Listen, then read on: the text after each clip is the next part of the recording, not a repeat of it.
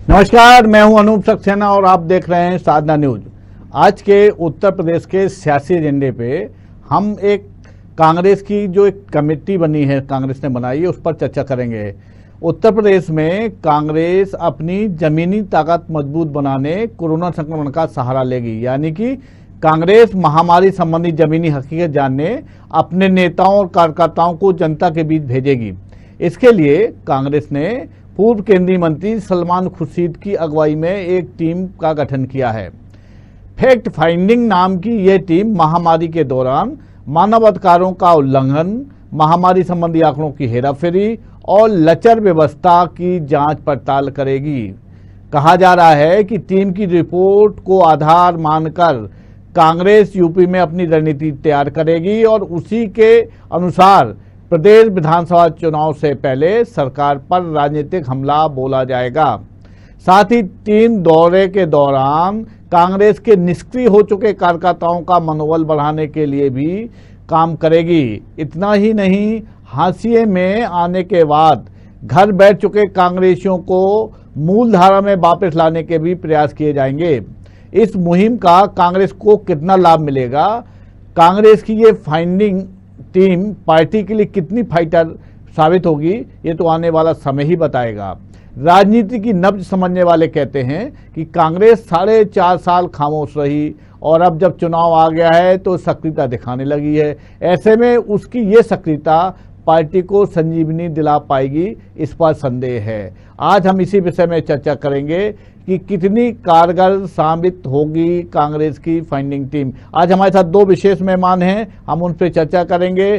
कांग्रेस के नेता भारत विशाल शुक्ला महोबा से जुड़े हुए हैं और इटावा से जुड़े हुए हैं भाजपा नेत्री डॉक्टर ज्योति वर्मा। डॉक्टर ज्योति वर्मा से सबसे पहले हम जाएंगे।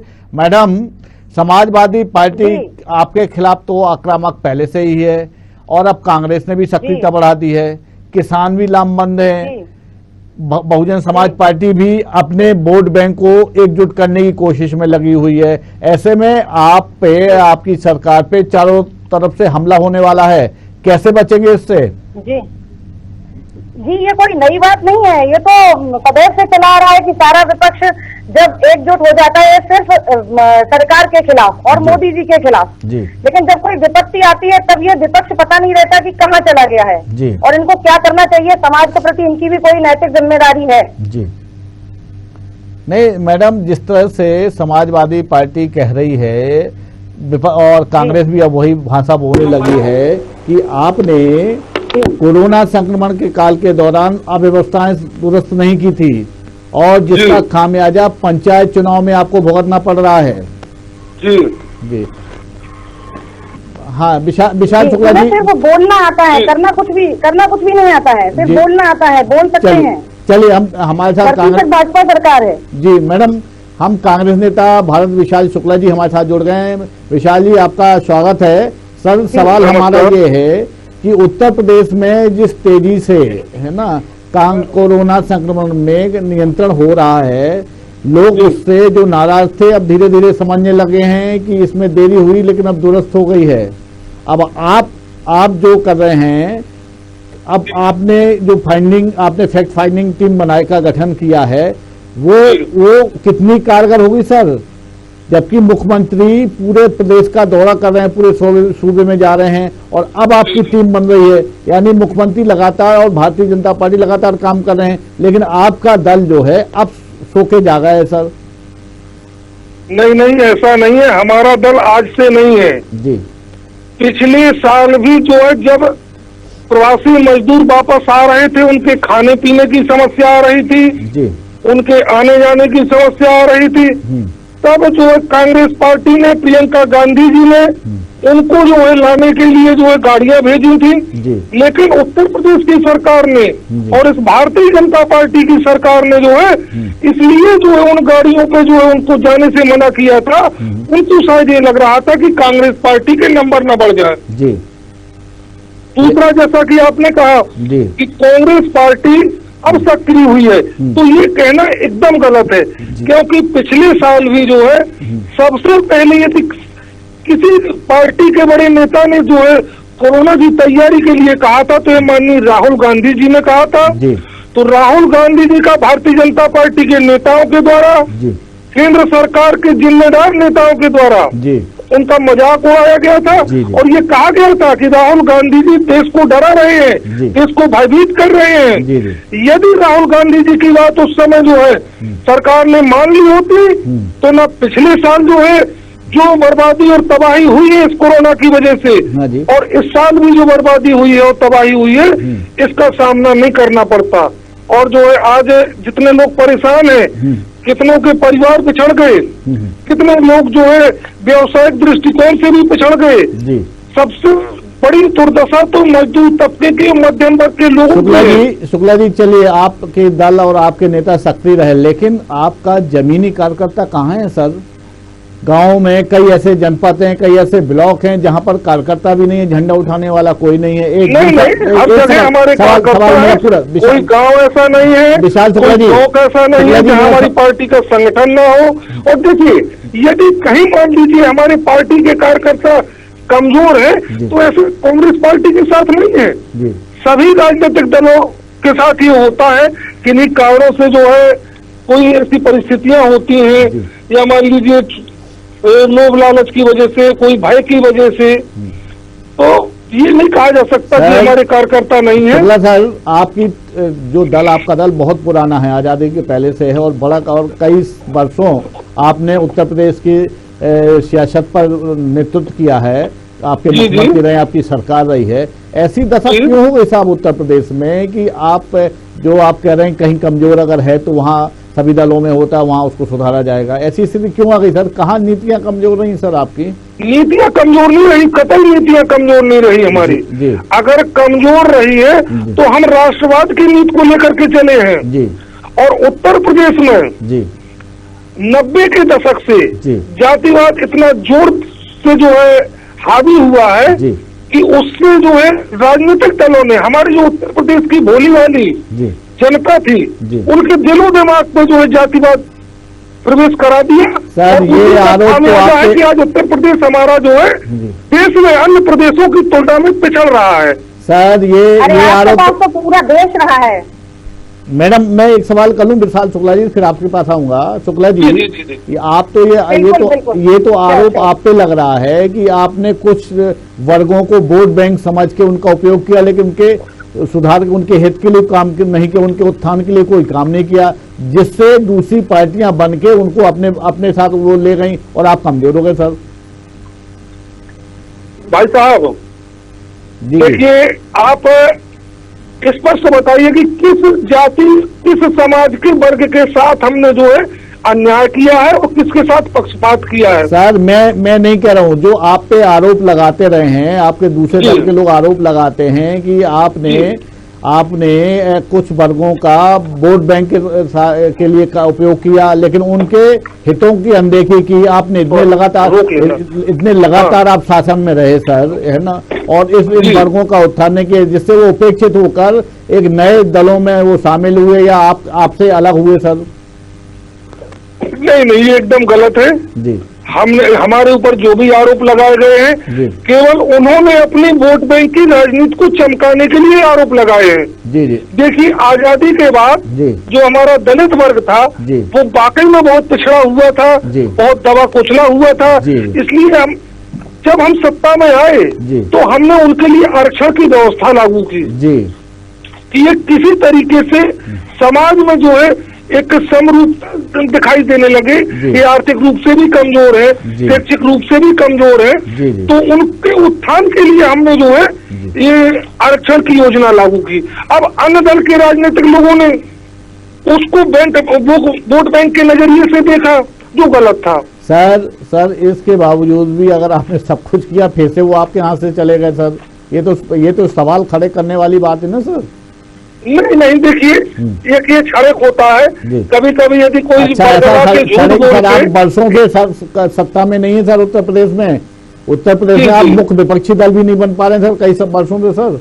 आप कह रहे हैं कि क्षणिक होता है, जो नाराजगी है, जो उपेक्षित लोग हैं वो आपसे क्यों अलग हो गए सर? वो आपके कभी ना कहीं उपेक्षित नहीं है। मैंने पहले आपसे कहा कि उत्तर प्रदेश के कुछ जातिवादी नेताओं ने उत्तर प्रदेश की भोली वाली जनता को भड़काने का काम किया है और वो सफल भी हुए हैं। लेकिन इसका आप लोग प्रतिकार नहीं कर सके ना, आपने इसका विरोध नहीं किया ना सर। आपने ये बात जनता को समझाने की कोशिश की होती तो वो जनता आपसे नहीं जाती। आप कह रहे जनता भोली वाली है सर। देखिए भाई साहब जी, जब कोई बीमारी बहुत ज्यादा हो जाती है तो उसके लिए जो है ट्रीटमेंट में समय लगता है। चलिए आप बीमारी बता रहे हैं, सुधार हुआ है धीरे धीरे। चलिए 2022 के विधानसभा चुनाव में देखिए आप जी, उत्तर प्रदेश की जनता जागरूक हो गई है। सर मैं आपसे सवाल करूंगा, राजनीतिक दलों ने हमें ठगा है और हमारे ज्योति बर्मा कांग्रेस पार्टी ने किया है और उत्तर प्रदेश का भविष्य कांग्रेस पार्टी। शुक्ला जी, आपके सवालों का आपने जो सवाल खड़े किए उसका जवाब हम डॉक्टर ज्योति वर्मा जी से लेंगे। लेकिन मैं भी एक सवाल करूंगा कि आप कह रहे हैं कि अच्छे रिजल्ट आने वाले हैं, हम पंचायत चुनाव के परिणाम भी देख चुके हैं सर। हम आपके पास आएंगे, पहले डॉक्टर ज्योति वर्मा जी आप जवाब दीजिए। डॉक्टर ज्योति वर्मा जी आप बताइए क्या मैं भारत विशाल शुक्ला जी की बात का पूरी जितनी बातें इन्होंने कही है, आज मैं एक एक बात का बिल्कुल सही जवाब दूंगी जी। देखिए आप बात करते हैं उत्तर प्रदेश की जी, आपकी पार्टी मात्र उत्तर प्रदेश की पार्टी नहीं है, आपका एक बड़ा राजनीतिक दल है, एक राष्ट्रीय स्तर की पार्टी है और आपके पास तो पूरा देश रहा है जी। 1947 से ले लेते हैं, आपने किया क्या है मात्र बंटवारे के। 47 में विभाजन किया, 48 में कश्मीर का विभाजन किया जी, 75 में इमरजेंसी लगाई, 84 में सिखों का दंगा हुआ, भोपाल गैस कांड, कॉमनवेल्थ घोटाला, 2G घोटाला, क्या कह सकते हैं। आपके पास तो सब कुछ था, फिर भी आपने नहीं किया।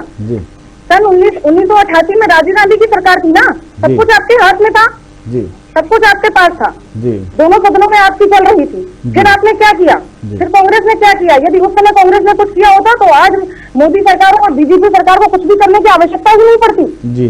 कांग्रेस ने कुछ किया नहीं, सिर्फ कहा है, कांग्रेस ने सिर्फ बंटवारा किया है, देश का विभाजन कांग्रेस ने किया है। 48 में कश्मीर का विभाजन, ये तो मोदी सरकार है जिसने आज कश्मीर में तिरंगा लहराया है जी।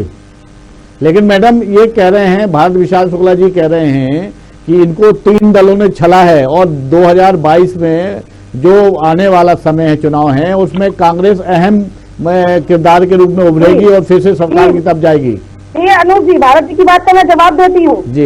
इन्हें किसी ने नहीं छला है, इन्होंने पूरे देश की जनता को छला है, इन्होंने सबको छला है, पूरा देश इनके पास था। इन्होंने देश के लिए अगर कांग्रेस ने एक भी काम अच्छा ढंग का किया होता तो आज देश की ये स्थिति ना होती।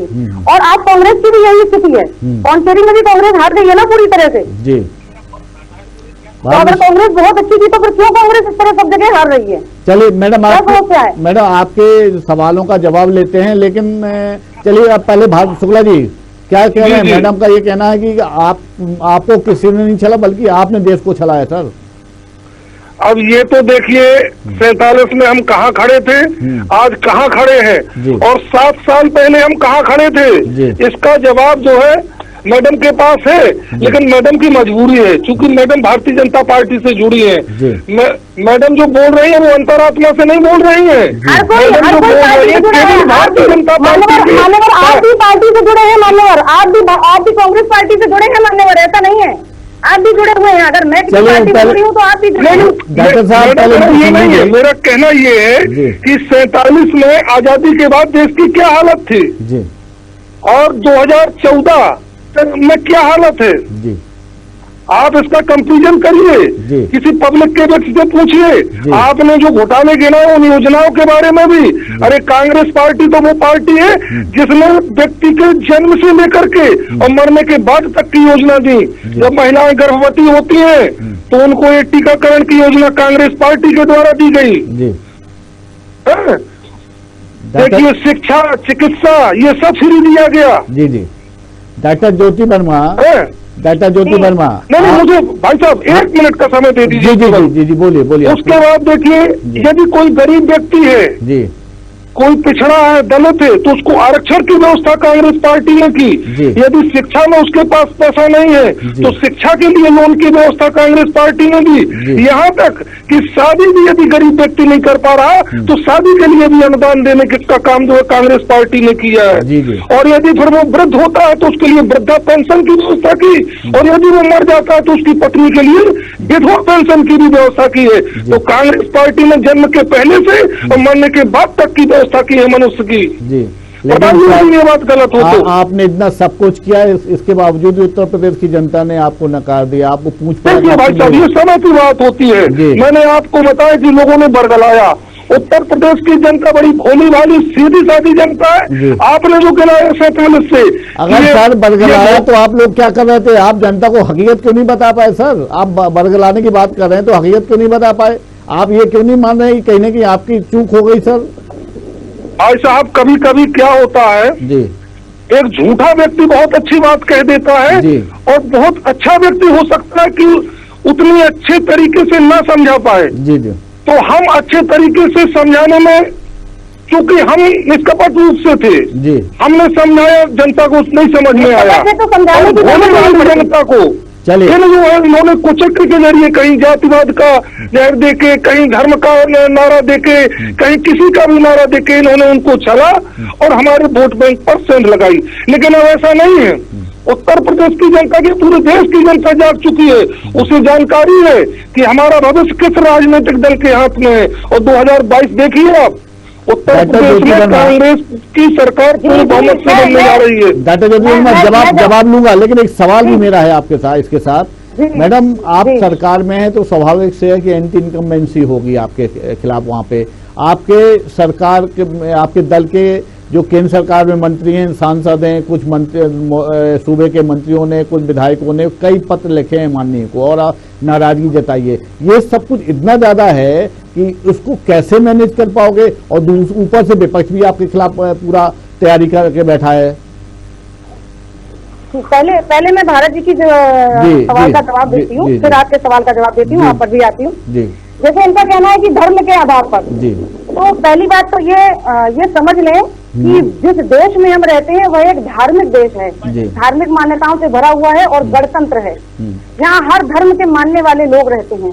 तो धर्म के आधार पर अगर किसी को बरगलाने की बात है तो ये बात इनकी बिल्कुल गलत है। हर व्यक्ति अपने धर्म के साथ, अपनी धार्मिक आस्था के साथ जुड़ा है, उसके साथ कोई जबरदस्ती नहीं है और किसी प्रकार का कोई दबाव नहीं है। पहली बात तो ये, अगर ऐसा होता तो क्या कांग्रेस पार्टी किसी विशेष धर्म के लिए कार्य करती है? माननीय मोदी जी की सरकार सभी धर्मों के लिए कार्य करती है। बात करते हैं 2014 की, जितने वादे किए सब पूरे किए। 2014 में हमने जनधन योजना लाई, स्वच्छ भारत लाए, आयुष्मान योजना लाए, नोटबंदी लाए, जीएसटी लाए, बेनामी संपत्ति एक्ट आया, बीमा योजना आई, मुद्रा योजना आई, उज्ज्वला आई, यहाँ तक कि हमने सौभाग्य योजना भी लाई, सर्जिकल स्ट्राइक भी की हमने, और यहाँ तक कि सवर्णों को आरक्षण भी दिया। फिर यहाँ पर जातिवाद की बात, धर्म की बात, ये सब बातें कहाँ से आती हैं? कांग्रेस सिर्फ बंटवारे की राजनीति करती है, सिर्फ अपने व्यक्तिगत हितों को ध्यान में रखती है, देश का हित सोचने का कार्य नहीं करती है। अगर कांग्रेस ने क्षण मात्र भी देश का हित सोचा होता तो हमारा देश आज बहुत प्रगति पर होता। जी, मेरी बात का जवाब जो मैंने सवाल किया, नहीं ज्योति वर्मा जी, जी मैंने जो सवाल किया था कि एंटी इनकम्बेंसी की स्थिति, उसका जवाब तो दीजिए। देखिए ऐसा है, सारा विपक्ष सवारी कर रहा है, तो विपक्ष जो है सिर्फ अपने हितों को साधने में लगा है।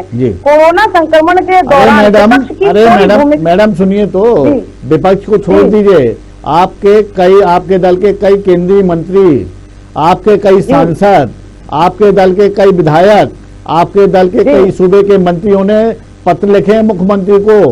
कोरोना की व्यवस्था, संक्रमण के खिलाफ जो व्यवस्थाएं हैं और संक्रमण को रोकने की जो व्यवस्था, उस पर नाराजगी जताई है। नाराज हैं सब मैडम, सारे के सारे। देखिए नाराज कोई नहीं है, जाहिर सी बात है, हम सभी भी जब कहीं काम करते हैं तो जितनी व्यवस्थाएं हम स्वयं संभाल सकते हैं उतनी तो हम संभालते हैं, लेकिन जब हमें लगता है कि हमें किसी के सहारे की जरूरत है तब हम अपने ऊपर से बात करते हैं कि अब हमें और आपसे क्या सुविधाएं मिल सकती हैं। तो ये बात को गलत तरीके से प्रस्तुतिकरण किया गया कि नाराजगी जताई। अरे जितना हमारा अधिकार क्षेत्र है उतना कार्य हम पूरा सेवा कर रहे हैं, सांसद विधायक सब लोग कर रहे हैं, लेकिन जब उन्हें लगता है कि हमें और सहायता चाहिए तो जाहिर सी बात है मुख्यमंत्री को पत्र लिखेंगे और उनको और सहायता लेंगे। हमारे गाँव में भी सहायता ली गई, वेंटिलेटर खराब थे उनको ठीक कराया गया, ऑक्सीजन प्लांट ठीक कराया गया, तो बहुत सारी सहायताएं हमें मुख्यमंत्री जी से भी चाहिए होती, तो उसके लिए पत्र तो लिखना पड़ेगा ना मैडम। पहला चरण जो पहला वेव था कोरोना संक्रमण का और दूसरा उसके बीच में कुछ समय बचा था, आप लोगों ने पहले विशेषज्ञों ने कह दिया था दूसरा चरण आ सकता है, दूसरी वेव आ सकती है, आप तैयारी नहीं कर पाए। आपको कम से कम एक आपने रोग के बारे में समझ लिया था, आपके उसकी व्यवस्थाएं तो करना चाहिए ये सारी चीजें। अब जब व्यवस्थाएं नहीं हुई, लोगों की मौत हुई, कई आपके विधायकों का स्वर्गवास हुआ, तो मैडम इस तरह की जो बातें हैं उनके समाज तक, उनके परिवार के लोग नाराज तो होंगे ही ना आपकी अव्यवस्थाओं को लेकर। मैडम देखिए अनूप जी, सारी व्यवस्थाएं सुचारू रूप से ठीक करते करते ना देरी की गई है ना देरी हुई है, लेकिन हाँ इतनी बड़ी महामारी आई है तो निश्चित रूप से समय लगता है।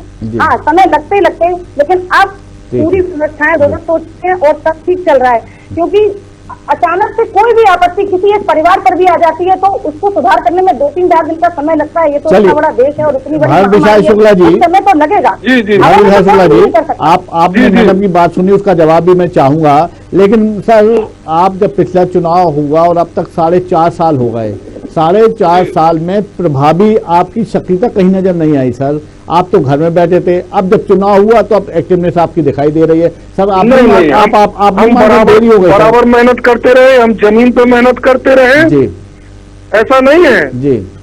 अब कारण क्या है कि व्यक्ति को अपना ही दिखाई देता है ना जी जी जी।